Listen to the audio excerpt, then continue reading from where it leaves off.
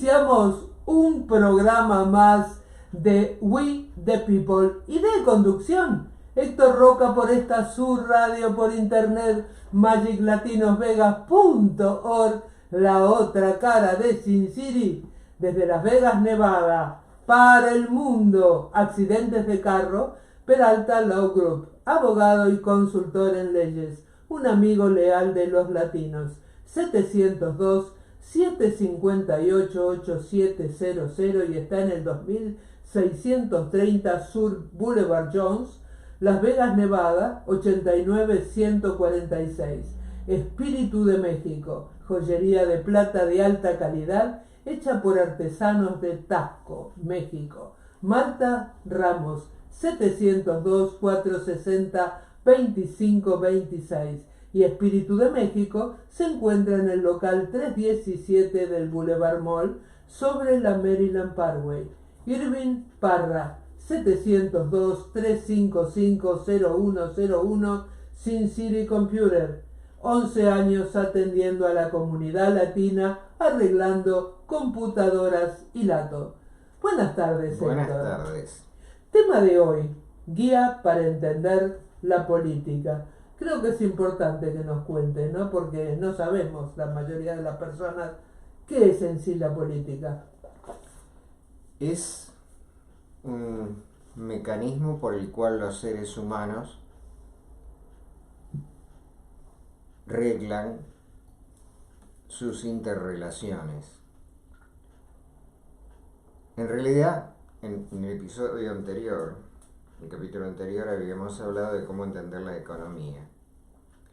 Pero ambas están tan íntimamente enlazadas que podría decirse que son hermanas siameses a las que no pudieron separar en su nacimiento. Y por lo tanto, conviven con fuertes tensiones porque no siempre los objetivos son los mismos para cada una de esas partes. Para hacer un poco de historia, podemos decir que la moderna concepción de la política tiene alrededor de 250 años de vida, aun cuando sus raíces conceptuales arrancan de mucho antes. Estamos hablando formalmente de finales del siglo XVIII, para ser más exactos, 1776, que es el año en que se lleva a cabo el establecimiento de la Constitución de los Estados Unidos de Norteamérica. Un hito que después es seguido por muchos otros países en el mundo, adoptando, por la sabiduría de estas normativas, adoptando gran parte de ellas y no totalmente en algunos casos. 2 años después se produce la Revolución Francesa. Es un curioso caso en el cual podría pensarse que las ideas de la Revolución Francesa, que son anteriores a la producción del hecho en sí, de alguna manera inflamaron la mente de los legisladores estadounidenses. Pero la realidad es que ellos llevaron a cabo la ejecución y completar en una serie de normativas que hasta el presente siguen regulando la vida de los ciudadanos en un ejercicio de rapidez y práctica legislativa.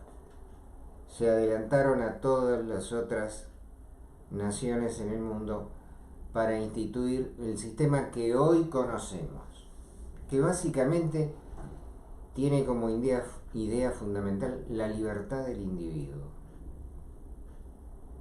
consistente en que se pueda expresar sin ser castigado por eso, pueda expresar sus ideas, que pueda moverse con libertad, ir a donde le plazca,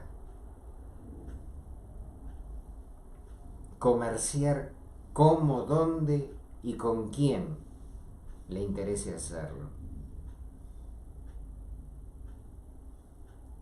Y tener, además, la posibilidad de libremente ejercer su voluntad religiosa, cualquiera sea el dogma al cual adhiere. Esta serie de libertades que establecen la gran normativa que es la Constitución se expresa claramente en el preámbulo, que es la propuesta de qué es lo que van a hacer y cómo lo van a hacer en el futuro, reglándolo con artículos, cada uno de ellos específico, sobre estos elementos que hemos comentado. Que se inicia el preámbulo de la Constitución con el nombre de tu programa, We the People. O sea, nosotros el pueblo. Con esto puede decirse que la democracia, que es la expresión del pueblo, que no era una novedad, pero que con distintas formas venían desde la antigüedad, desde los griegos. El nombre es la combinación de demos y cracia, que significa precisamente la decisión del pueblo.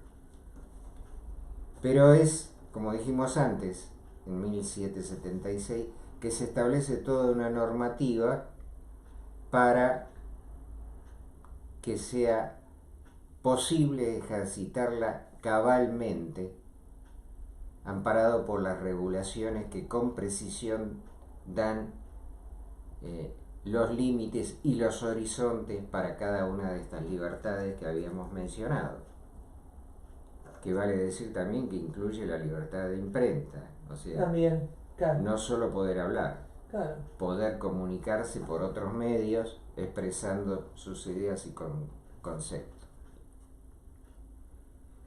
Pero este modelo de convivencia establecido para los ciudadanos, finalmente prácticamente de todo el mundo, o en su mayor parte, necesitaba además una serie de reglamentaciones adicionales derivadas de los derechos establecidos en la Constitución para poder llevar adelante con exactitud lo que a grandes rasgos la Constitución expresa. Esas partes se conocen como códigos, o sea, los antiguos códices de las distintas culturas. Esos códigos dan lugar a una legislación precisa respecto, por ejemplo, de algo que vamos a comenzar a comentar en este momento, el Código de Comercio. Después está el Código de los Derechos Civiles, el Código Penal, que establece puntualmente la acción punitiva con respecto a las infracciones que puedan cometer los ciudadanos. Pero lo que nos interesa en este momento es hablar del aspecto a que nos referimos con el Código de Comercio, que es el establecimiento de las distintas reglas que se deben respetar para regular las transacciones entre los seres humanos, entre los ciudadanos. Esa libertad de comercio en los números, en las letras, o sea, en los artículos, establece la justicia y el equilibrio entre las distintas partes que comercian. Pero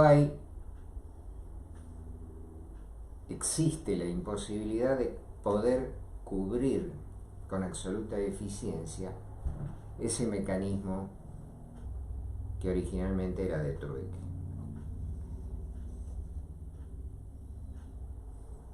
Los distintos países han adoptado en el transcurso del tiempo diversas formas de encarar la economía. Una de ellas, y la que está vigente y en boga en este momento, es la denominada libertad de comercio, en el cual, sin intervención del Estado, las transacciones entre los ciudadanos se dan por mutuo convenio. Alguien vende, alguien compra, y entre ellos se establece sin ninguna intervención externa las calidades y las características de esta transacción. Este es el modelo de convivencia práctica que adopta la democracia. En el transcurso del siglo XX aparecieron otras formas de gobierno sobre las cuales no nos vamos a extender, donde el control político no era por delegación y elección, sino que un grupo de personas se arrogaban la capacidad y la posibilidad de guiar al resto de los ciudadanos en un camino determinado, generalmente originado por economías pobres o con graves problemas. Se inician en Rusia con las reglas y las leyes originadas por pensadores que buscaban legitimar la igualdad absoluta, no solo de los derechos para expresarse, sino en una verdadera equidad en esto que llamamos la libertad de comercio. Ese control ejercido desde el gobierno le quitaba a la población la posibilidad de elegir, de decidir quiénes lo iban a hacer, porque un partido cuyos integrantes por largo tiempo ejercían la autoridad absoluta, determinaban cuál iba a ser el destino de las futuras acciones y cuáles eran los objetivos de esa nación. Esos sistemas constituyeron para Rusia, para China y para otros países, constituyeron un modelo que durante muchos años convivió en el mundo por medio de grandes tensiones e incluso enfrentamientos graves, convivió con el sistema que la democracia, en su modelo económico denominado capitalismo, originaba en el resto del mundo. ¿Cuál era la diferencia? Que esta búsqueda de igualdad y justicia, equidad para todos los seres humanos, estaba realizada bajo el patronazgo de un grupo selecto de personas que pensaban por el resto de la humanidad. En el caso del capitalismo, respetó los fundamentos de la democracia con la posibilidad de elegir periódicamente a quien representaba mejor los intereses de estos grupos humanos que son las naciones. Estos modelos convivieron y se enfrentaron durante la mayor parte del siglo XX hasta la desaparición de uno de ellos. O sea, el modelo económico del comunismo colapsa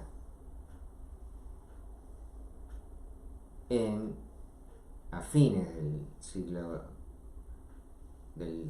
XX, en la década de los 90, colapsa, y a partir de allí, sin abandonar el modelo político, que es la de un partido conduciendo a la nación, tanto Rusia como China adoptan el sistema capitalista.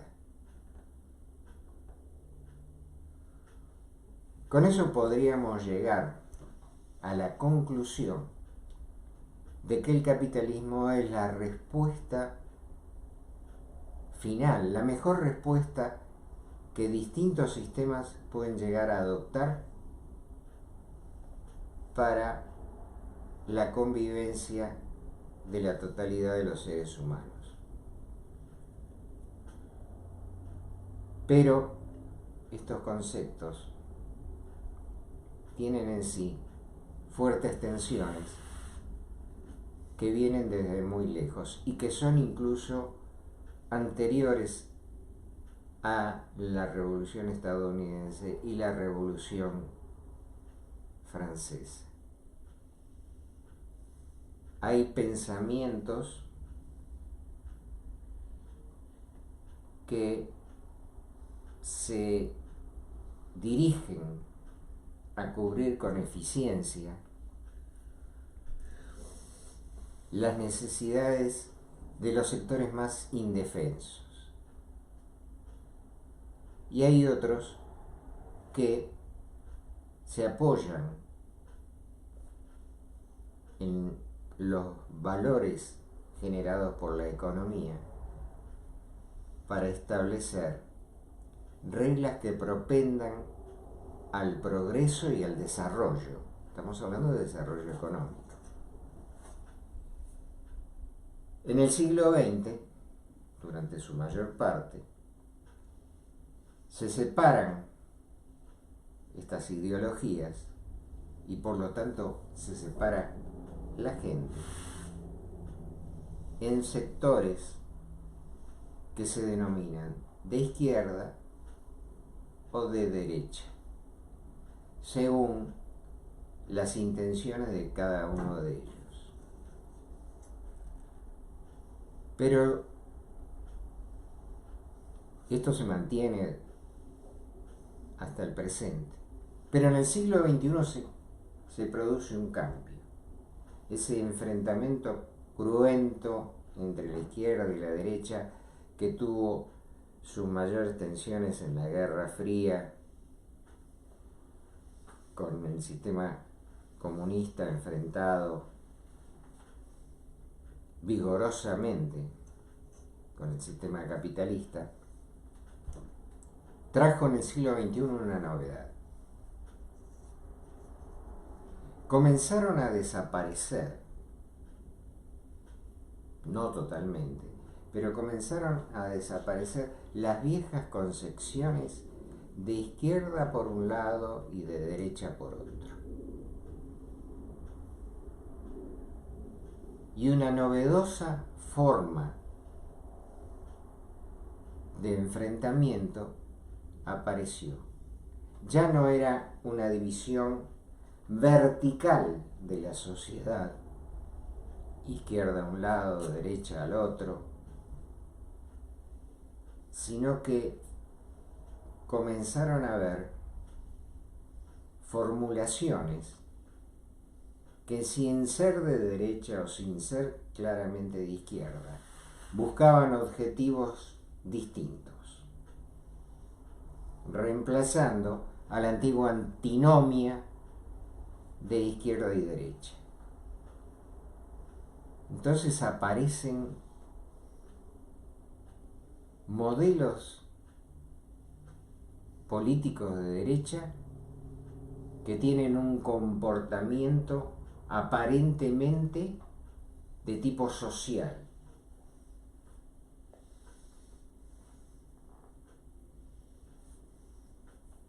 Y por el otro lado, tenemos también a gobiernos claramente identificados con los conceptos de la izquierda, que por supuesto tienen ese tipo de identificación con las necesidades de los desposeídos. Uno puede pensar que están convergiendo dos ideologías en un mismo objetivo. Pero por el otro lado, también conceptos ideológicos de izquierda y de derecha se inclinan por un sistema económico más parecido a la antigua división que se originaba entre derecha e izquierda. Vamos a tratar de explicitar esto. Sí, porque no es tan fácil. No, lo sabemos. Pensemos en un gobierno con una conducción claramente ideologizada hacia la derecha, o nacida en los conceptos de la derecha, que decide hacer lo que la izquierda tradicionalmente postulaba, o sea, ocuparse de las necesidades de las clases más desposeídas.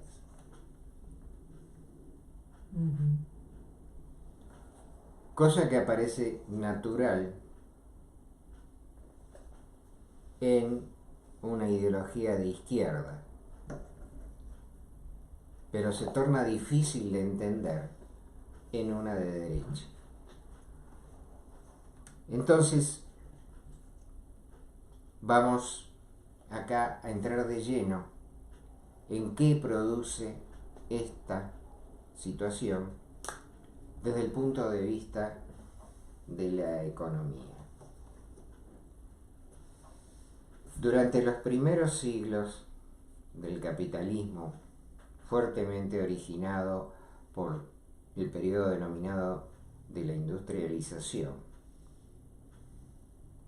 que origina la posibilidad que los dueños de esos medios de producción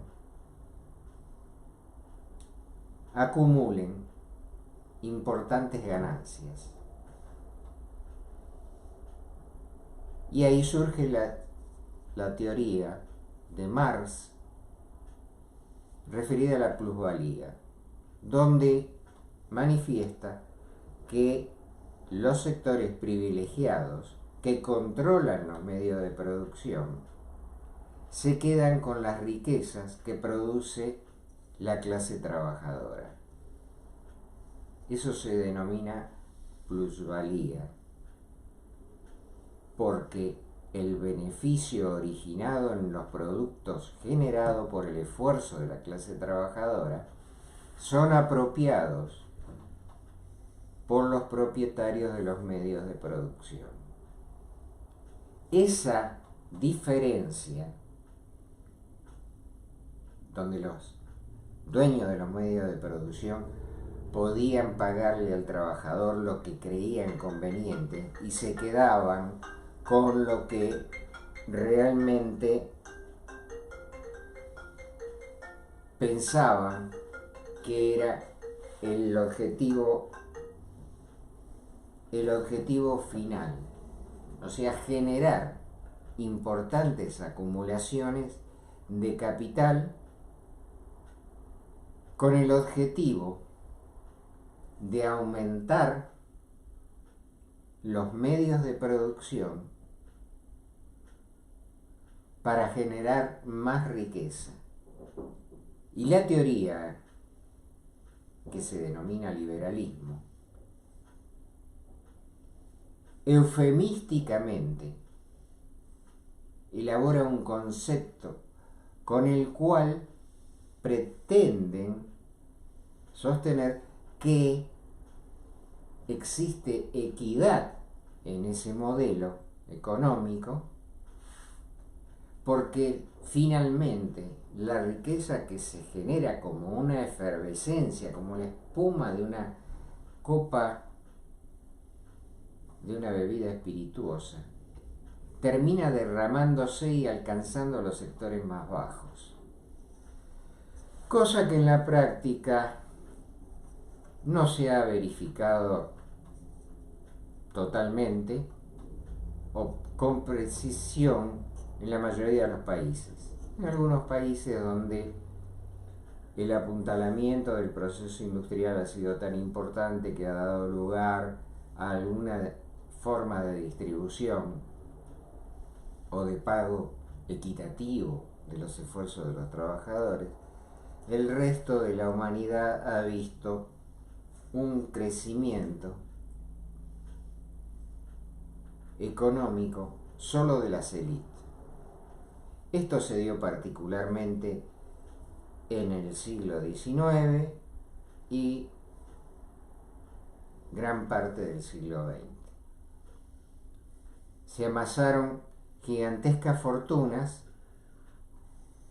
que sí permitieron el desarrollo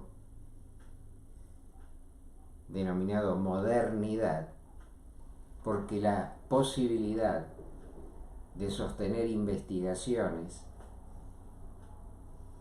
para desarrollar nuevas tecnologías, pensemos en industrias como la farmacéutica, la del armamentismo o otras de servicios como los transportes, todo eso que quedó en manos de grupos de élite, pero que realmente transformó la vida de la sociedad, no siempre en absoluto beneficio de las clases más desposeídas. ¿Eso qué nos muestra? Que se podría pensar que existe alguna imperfección en el modelo democrático que ampara y etiqueta el sistema económico del capitalismo. Pero ya lo dijo Winston Churchill y hay que darle probablemente la razón. Es un modelo imperfecto, pero no hay otro mejor. Es lo que hay. Y la mayoría, entiendo, preferiríamos mantener este tipo de relaciones, porque ilusoriamente pretendemos conservar el derecho a modificar periódicamente quienes van a ejercitar el poder en nuestro nombre, porque la otra alternativa no nos garantiza un paraíso económico y en la mayoría de los casos lo único que ha dado lugar es al enriquecimiento de los partidos políticos que concentraban en el poder en detrimento de los derechos de sus representados. Estamos hablando de los sistemas socialistas. ¿Qué nos dice esto? Todo esto, que es que la democracia es, para hacer un ejemplo, podríamos decir, es un paraguas chico. Cubre de la lluvia pero no a todos los que se cobijan bajo ese paraguas.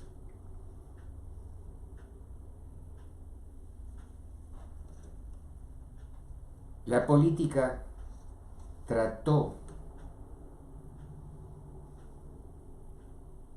de alguna manera de paliar estas diferencias, estas inequidades. Por un lado con tendencias ideológicas de derecha, por otras de izquierda.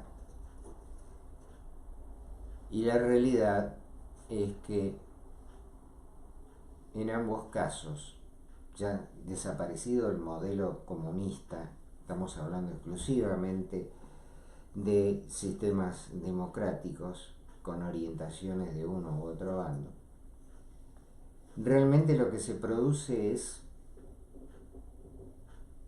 cuando el Estado intenta controlar estas formas de inequidad que genera el sistema capitalista, se producen disfunciones en la economía.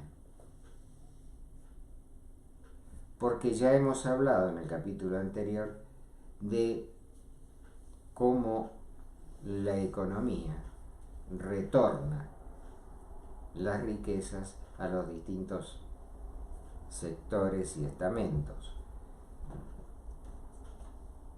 Si un gobierno, disponiendo de reservas mediante una política que en la actualidad se etiqueta y se menciona como populismo, se dedica a una práctica distribucionista, repartiendo los ingresos del Estado entre los sectores que más lo necesitan, se termina produciendo luego de un periodo que puede ser corto o mediano, pero nunca largo, se termina produciendo un deterioro de las reservas y la economía comienza a comprometerse. O sea que esto que se denomina populismo termina siendo una dilapidación de las potencialidades que un país tiene, tanto en lo económico como en su futuro político.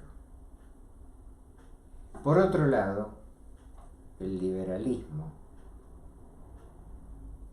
como contrapartida de esto, que postula que la riqueza acumulada por sectores que controlan los medios de producción termina derramándose, origina un país próspero, pero gente pobre. ¿Cómo es eso? Una economía, o sea, hace muchas décadas se hablaba de que una moneda fuerte, que es la expresión de un modelo económico que funciona,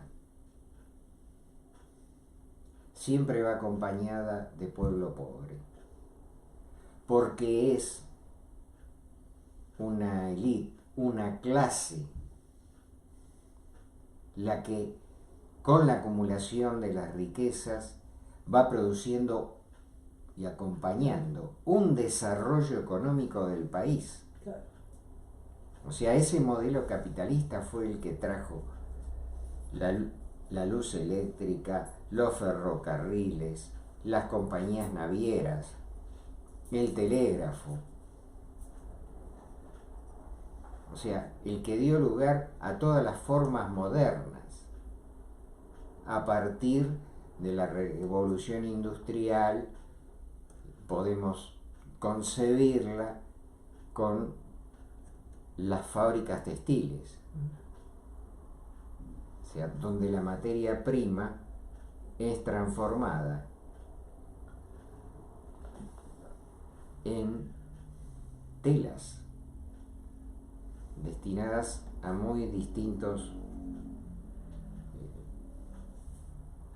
usos, pero fue eso y la máquina de vapor, la máquina de tejer, la máquina de vapor, fueron las herramientas con que se inicia esta verdadera revolución capitalista y la transformación de un mundo casi medieval en lo que hoy conocemos como el mundo moderno. Pero esa transformación hemos dicho que pertenece a unos pocos. Entonces el país que está constituido por las clases que gobiernan y las clases que producen, en su conjunto, como país, puede ser una verdadera potencia económica con gran capacidad de desarrollo. Pero los beneficios de eso no alcanzan la totalidad de la población.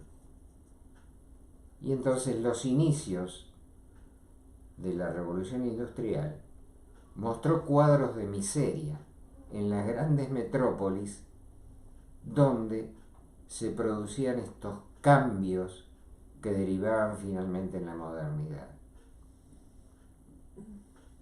Por eso, el antiguo dicho de moneda fuerte que expresa la capacidad económica de un país, la fortaleza de esa moneda, va acompañada como subproducto de la explotación de una población pobre. Por un lado tenemos ese modelo donde se garantiza el crecimiento económico, el desarrollo y el progreso de una nación, pero no de toda la población. Y por el otro lado tenemos el modelo distribucionista, donde la conducción del gobierno se esfuerza por distribuir las riquezas generadas entre la población más desafortunada. Pero este modelo tiende a la dilapidación de las acumulaciones capitalistas. Entonces aparece lo que mencionamos como el paraguas chico o la frazada corta. Donde tiras y se te salen afuera los pies. Exacto. Aparentemente no existe una posibilidad real de generar justicia. O sea, de hacer un paraguas más grande o de una frazada más grande. ¿Cómo las intenciones políticas trataron de transformar esto y de buscarle una solución sin alterar el modelo capitalista, respetando las reglas de la democracia y buscando una mayor justicia social, sin producir un descalabro económico? Y entonces se generó lo que se conoció o se llamó la avenida del medio, entre izquierdas y derechas. Apareció una formulación de centro que trataba, bajo un concepto diferente, de establecer más equidad. El liberalismo apuesta por una reducción y una minimización del Estado, para que el Estado no genere excesivos impuestos, para que el Estado no genere gastos excesivos. o sea, en su esencia más radical, que se denomina narcoliberalismo, buscan la desaparición total del Estado. Por el otro lado, la ideología que se denominaba de izquierda busca un incremento del Estado con el considerable costo que esto origina para amparar todas las necesidades de los desposeídos, de las clases más necesitadas. Entonces se forma un Estado gigantesco con un enorme costo donde extrañamente terminan siendo más los empleados públicos que los empleados de empresas privadas que producen bienes. Este desequilibrio se buscó equiparar desde formulaciones centrales con toda la dificultad que implicaba. A esto se lo denominó socialdemocracia. ¿Cuál era el eslogan de estos políticos? Tanto mercado, estamos hablando de un concepto liberal, tanto mercado libre como sea posible, y tanto Estado como sea necesario. La realidad demostró que es muy difícil llevar a cabo con efectividad, con eficiencia y con equidad estos preceptos, que son rebatidos, combatidos y execrados de ambos lados de un espectro político que ya ha cambiado, como dijimos en el inicio, ha cambiado sus visiones de izquierda y de derecha por otros conceptos más difusos, donde por un lado se hace distribucionismo, lo que se llama comúnmente gobiernos populistas, con las consecuencias que finalmente tiene la dilapidación de las riquezas acumuladas, y por el otro lado la concepción liberal que estriba en una libertad de mercado donde supuestamente se va a producir un derrame de la acumulación generada que va a alcanzar a la totalidad de la población, cosa que en la práctica sabemos que es muy difícil, porque quienes son dueños de los medios de producción en todas las épocas del desarrollo capitalista prefirieron la utilización y el dispendio de estas riquezas acumuladas en fastuosas formas de vida, con mansiones, viajes ampulosos y un dispendio que no alcanzaba a alterar la economía del país, porque solo era el dispendio de unos pocos. O sea que la esencia de la acumulación capitalista y el denominado progreso, entre comillas, que generaba esta acumulación con el aumento de sucursales y de entidades fabriles, o sea, había un permanente desarrollo, un permanente crecimiento. Pero la realidad es que ese centro aparecido para buscar equidad y para controlar los excesos de los dueños de los medios de producción no siempre fue exitoso. Con lo cual sigue teniendo vigencia la frase de Winston Churchill. No es el mejor de los modelos, no es lo que todo ser humano podría desear, ni lo que queremos para el futuro, pero es lo único que hay. Por hoy, muchas gracias. Brillante, realmente muy claro. Nos está oyendo Rogelio Pulgarín y dice: felicitaciones al conductor. Y Mirna Guigi nos está viendo también, Guigui, este programa. Accidentes de carros, Peralta Law Group, abogado y consultor en leyes, un amigo leal de los latinos, 702-758-8700 y está en el 2630 Sur Jones Boulevard, Las Vegas, Nevada, 89146.